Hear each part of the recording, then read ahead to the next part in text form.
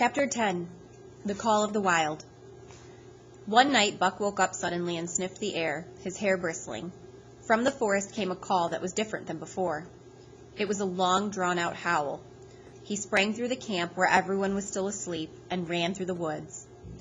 As he moved closer to the cry, he went slowly and carefully until he came to an open place among the trees.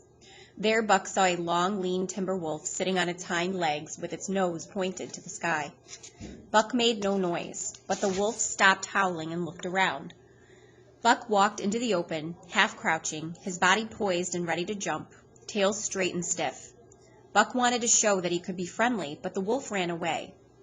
Buck followed and easily caught up to him. The wolf whirled around, ready to fight. Buck did not attack. Instead, he circled around the wolf and tried to show that he was friendly. The wolf was suspicious and afraid. Buck was at least 3 times larger than the wolf, and the wolf's head barely reached Buck's shoulder. When he saw a chance, the wolf ran away and Buck chased him again. Buck always caught up to him, and he ran again until he was tired. In the end, Buck got what he wanted. The wolf, finding that he was not in danger, finally sniffed noses with him. They became friendly and played with each other in a nervous, shy way. After some time, the wolf started off at an easy run. He wanted Buck to come along, and they ran side by side through the night into the mountains. They ran for days, and Buck was happy. He knew he was finally answering the call, running next to his friend, who was like a brother to him. They stopped by a stream to drink, and then Buck remembered John Thornton. He sat down. The wolf started on and then returned to him, sniffing noses and trying to encourage Buck to keep going.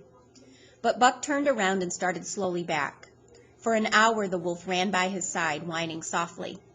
Then he sat down, pointed his nose upward, and howled. It was a sad howl, and as Buck kept going, he heard it grow fainter until it was lost in the distance.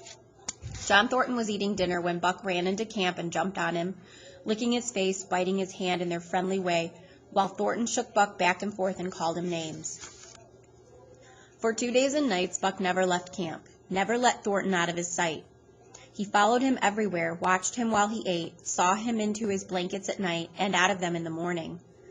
But after 2 days, Buck began to feel the strange call in the forest stronger than ever.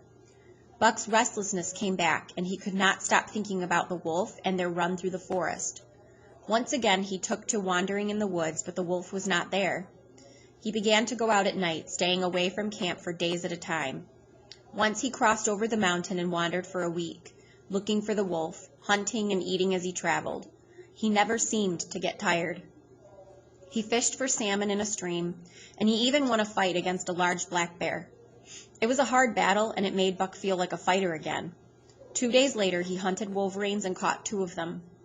He felt like the best hunter in the world, the strongest animal. He was proud, and it showed in the way he moved. Except for the brown color on his nose and above his eyes, and the white hair across his chest, he looked like a gigantic wolf, larger than the largest wolf in the world. Buck's father was a St. Bernard, so Buck inherited his size and weight from him, while he had inherited his shape from his mother, who was a shepherd. His nose was long like a wolf's, but it was larger than the nose on any wolf. His head was shaped like a wolf's head, but it was 3 times larger. He was as cunning as a wolf, and he was as smart as a shepherd and a St. Bernard. All this, plus the experience gained in the north, made him as strong as any animal that was in the wild. He could respond to sights and sounds as fast as lightning.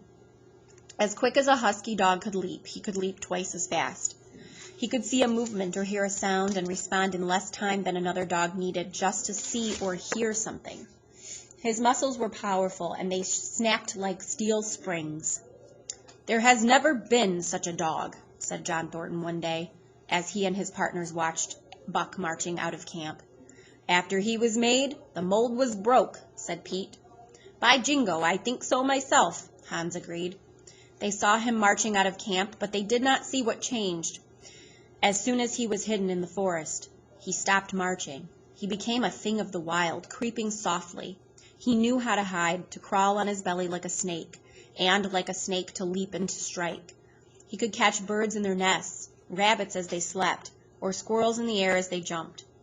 Fish were not fast enough to escape him. Sometimes he enjoyed sneaking up on squirrels, and when he almost had them, he would let them go and watch them run away in fear to the treetops. As the fall came on, more and more moose appeared, moving slowly down the valley. Buck had already hunted a small one, but he wanted a larger and more difficult animal to catch, and he found it one day near the creek. 20 moose were traveling there, and their leader was a great bull moose with a mean temper. He stood over 6 feet tall, and his great antlers were 7 feet from tip to tip. His small eyes burned, and he roared with fury when he saw Buck. Buck hunted and chased the moose for days, and while he did this, he felt a change happening in the land. Other kinds of life were coming in. He could feel it in the air. He did not see or hear anything special, but he knew that the land was somehow different, that strange things were wandering there. He decided to give up hunting the moose and investigate. He started back to the camp and to John Thornton. He broke into a run and went on hour after hour, never losing his way, heading straight home. While Buck ran, he became more and more aware of something new. There was something alive in it, different from what was there in the summer. The birds talked about it, the squirrels chatted about it, and he could smell it in the wind. Several times he stopped and sniffed the air in the morning as if reading a message, and it made him run even faster. He felt that something bad was happening, or that it had already happened, and as he dropped down into the valley toward camp, he moved carefully. 3 miles away, Buck found a new trail that made his neck hair bristle. It led straight toward camp and John Thornton. Buck hurried on, swiftly and silently, every nerve alert to what he sensed. All the animals in the forest were quietly hiding. He followed a new scent into a bush. From the camp came the faint sound of many voices rising and falling in a sing-song chant. Creeping closer, Buck looked to where the cabin should have been and saw something that made the hair on his neck and shoulders stand up. A tribe of natives known as the Yeehats were dancing around the cabin, which had been burned down.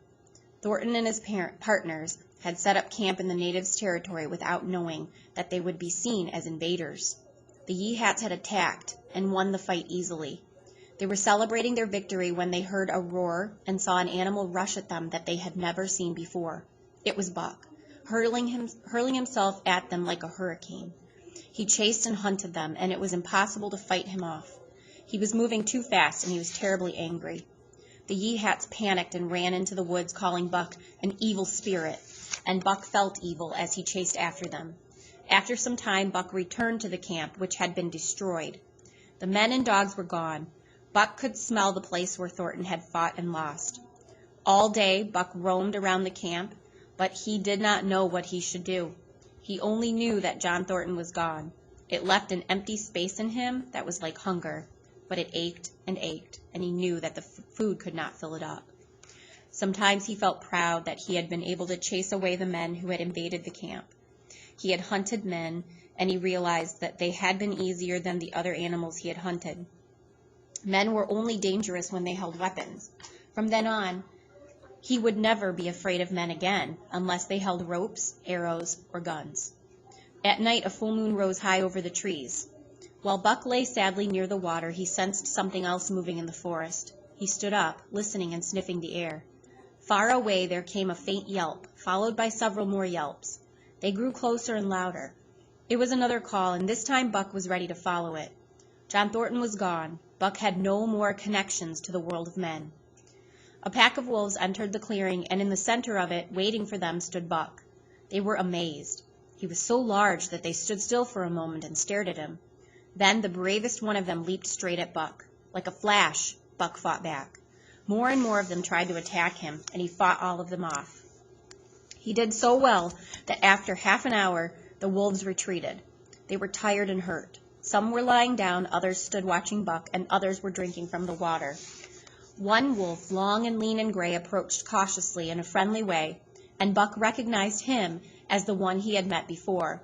He was whining softly, and as Buck whined, they touched noses. Then an old wolf, thin and battle-scarred, came forward. Buck also sniffed noses with him. Then the old wolf sat down, pointed his nose at the moon, and let out a long wolf howl. The others sat down and howled, and now the call came to Buck too. He sat down and howled with them. After that, the pack crowded around him, sniffing in a half-friendly, half-savage way. The leaders carried the youngest ones and ran away into the woods. The wolves followed, yelping together, and Buck ran with them side by side with his wild friend yelping as he ran. And here may well end the story of Buck. The dog who had once loved nothing more than to lie in the sun in Judge Miller's big house in the lush Santa Clara Valley was now long gone. But in the years afterward, the Yeehats noticed a change in the wolves. Some now had splashes of brown on their head and nose, or had a white patch along their chest. The Yeehats also tell stories of a ghost dog that runs at the head of the pack. They are afraid of this ghost dog because it is smarter than any animal or man and can steal from their camps, rob their traps, and escape their best hunters. Each fall, as the Yeehats move through their territory, there is a valley that they never enter, and they tell sad stories of how an evil spirit came one year and chose to live in that valley. In the summers, there is one animal that travels out of that valley. It is a great wolf that is larger than any other. He crosses through the forest and comes down into an open space among the trees. Here yellow dust and rocks lie on the ground, around old broken sacks, with long grass growing around them and hiding them. Here the great wolf thinks and mourns for a while, howling once long and sad. Then he leaves. But he is not always alone. When the long winter nights come and the wolves follow their prey into the valleys, he can sometimes be seen running at the head of the pack, through the moonlight, leaping above the other wolves, his great throat howling as he sings the song of the pack.